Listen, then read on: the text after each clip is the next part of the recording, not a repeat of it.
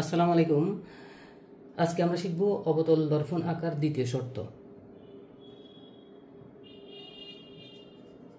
অবতল দর্পণ আঁকার দ্বিতীয় শর্ত। ওকে, প্রথমেই আমরা একটা অবতল দর্পণ এঁকে নিই।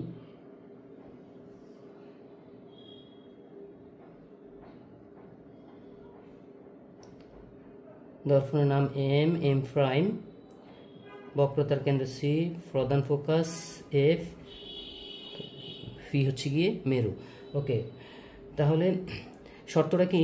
2 নম্বর শর্তটা হচ্ছে গিয়ে প্রধান ফোকাস দিয়ে যদি আলোকরশ্মি দর্পণে আপতিত হয়, প্রধান ফোকাস দিয়ে আলোকরশ্মি দর্পণে আপতিত হয়, তাহলে তা কি প্রধান অক্ষের, এই যে এটা হচ্ছে প্রধান অক্ষের সমান্তরাল প্রতিফলিত হয় বা ফিরে যায়।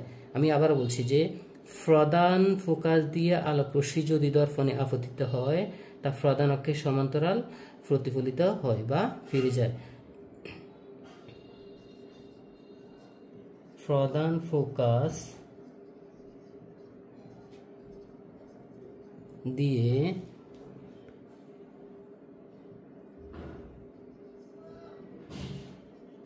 আলোক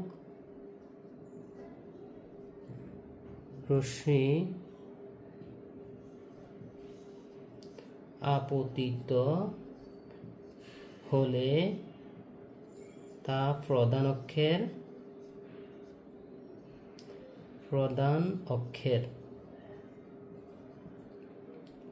সমান্তরাল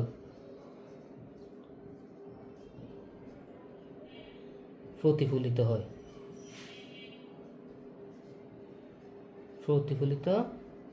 হয় বা প্রধান অক্ষের সমান্তরাল ফিরে যায়। আসসালামু আলাইকুম।